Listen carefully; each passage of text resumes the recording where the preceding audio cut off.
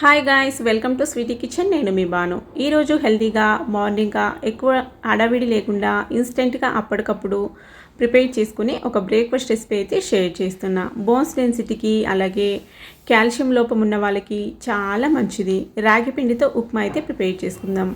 Taste అయితే అద్భుతంగా ఉంటుందండి. ఇంట్లో చిన్నపిల్లల నుంచి పెద్దల వరకు చాలా బాగా లైక్ చేస్తూ ఎంజాయ్ చేస్తారు. మరి ఎలా ప్రిపేర్ చేసుకోవాలో వీడియోలోకి వెళ్ళి చూసేద్దాం. వచ్చేయండి. ప్రిపేర్ చేసుకునే విధానము చూసేద్దాం. ముందుగా కడాయిలోకి 1 కప్పు బొంబాయి రవ్వ తీసుకోవాలి. అదేనండి సన్న రవ్వ. అదే కప్పుతో 1 కప్పు రాగి పిండి కూడా వేసేసుకోవాలి. ఇప్పుడు రెండింటిని మిక్స్ చేసేసుకుందాం. రెండు బాగా ఈవెన్గా మిక్స్ అయ్యేలాగా మిక్స్ చేసుకోవాలి. ఇందులోకి 2 టీ స్పూన్లంతా ఆయిల్ కానీ నెయ్యి కానీ ఏదైనా వేసుకోవచ్చు. రెండింటిని ఇప్పుడు ఆయిల్ ఇందులో మిక్స్ అయ్యేలాగా ఈ విధంగా మిక్స్ చేసుకొని పొయ్యి మీద పెట్టుకొని బాగా ఫ్రై చేసుకోవాలి. ఈ విధంగా పొడి పొడిగా బాగా ఫ్రై అయిన తర్వాత దీన్ని అయితే ఒక ప్లేట్లోకి తీసేసుకుందాం. పొయ్యి మీద మళ్ళీ కడాయి పెట్టుకొని అందులోకి ఆయిల్ అయితే వేసుకోవాలి. ఇందులోనే వేరుశెనగ గుళ్ళు అలాగే జీడిపప్పులు, పచ్చిశనగపప్పు, మినప్పప్పు, పోపు దినుసులన్నీ వేసుకోవాలండి. టేస్ట్ అయితే చాలా బాగుంటుంది. నార్మల్ ఉప్మా రవ్వతో ప్రిపేర్ చేసుకోవడం కన్నా ఈ విధంగా రాగిపిండి కాంబినేషన్తో ప్రిపేర్ చేసుకుంటే టేస్ట్ చాలా బాగుంటుంది. తప్పకుండా ఒకసారి ట్రై చేసి చూడండి, మీకు చాలా బాగా నచ్చుతుంది.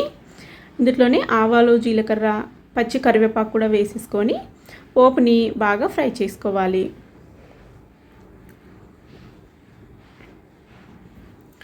చూడండి, పోపు ఈ విధంగా వేగిన తర్వాత ఇందులోకి సన్నగా కట్ చేసుకున్న పచ్చిమిర్చి ముక్కలు కూడా వేసేసుకుందాం. పచ్చిమిర్చి ముక్కలు కూడా 1 నిమిషం పాటు ఆయిల్లో ఫ్రై చేసుకొని ఇప్పుడు ఇందులోకి కట్ చేసుకున్న ఉల్లిపాయ ముక్కలు కూడా వేసేసుకోవాలి.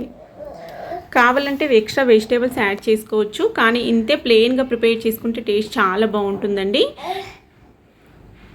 ఇందులో నేను ఇక్కడ క్యారెట్ కూడా వేసుకుంటున్నాను. కావాలంటే ఇంకా క్యాప్సికము, ఇలా క్యాబేజు ఇలా కూడా వేసుకోవచ్చు. ఇంతే ప్లెయిన్గా ప్రిపేర్ చేసుకుంటే టేస్ట్ అయితే అద్భుతంగా ఉంటుంది. ఎక్స్ట్రా వెజిటేబుల్స్ వేస్తే మళ్ళీ టేస్ట్ ఇంకోలాగా వస్తుంది అన్నట్టు. టేస్ట్కి సరిపడా సాల్ట్ వేసుకొని ఈ క్యారెట్ అవి కొద్దిగా మగ్గించుకోవాలన్నట్టు. ఒక 50% అలాగా మగ్గించుకుందాం. చూడండి, ఈ విధంగా బాగా మిక్స్ చేసుకుంటూ మధ్య మధ్యలో బాగా ముక్కలు కొద్దిగా సాఫ్ట్గా మగ్గేంత వరకు మగ్గించుకుందాం. ఇప్పుడు ఇందులోకి వాటర్ అయితే వేసుకుంటున్నాను. నేను ఇక్కడ 8 కప్పుల వాటర్ వేసుకుంటున్నానండి. మొత్తము 1 కప్పు రవ్వ అలాగే 1 కప్పు రాగి పిండికి అన్నట్టు 1 కప్పుకి 4 కప్పుల చొప్పున 8 కప్పుల నీళ్ళు అయితే వేసుకుంటున్నాను. ఇక్కడ ఈ విధంగా నీళ్ళు వేసేసుకొని సాల్ట్ సరిపోయిందో లేదనేసి ఒకసారి అయితే టెస్ట్ చేసుకుందాం. మళ్ళీ చప్పగా ఉంటే టేస్ట్ అంతా బాగోదు. కొద్దిగా సాల్ట్ ఇప్పుడే చూసుకున్నామంటే మళ్ళీ కావాలంటే కూడా వేసుకోవచ్చు. నాకు కొద్దిగా తక్కువ అనిపించింది, మళ్ళీ కొంచెం వేసుకున్నాను. ఇప్పుడు వాటర్ని మరిగించుకుందాం. చూడండి, వాటర్ ఈ విధంగా బాగా కొద్దిసేపు బాయిల్ అవ్వాలి. బాయిల్ అయితే మనకి వెజిటేబుల్స్ ఇంకొద్దిగా మగ్గుతాయి అన్నట్టు. ఇప్పుడు ఇందులోకి మనం మిక్స్ చేసి పెట్టుకున్న ఈ పిండిని అయితే వేసి మిక్స్ చేసుకోవాలి. ఉండలు కడుతుందండి, కొద్దిగా నిదానంగా చూసుకొని మిక్స్ చేసుకోండి. లేదంటే అందులో 1 కప్పు నీళ్లు వేసుకొని మిక్స్ చేసుకొని కూడా వేసుకోవచ్చు.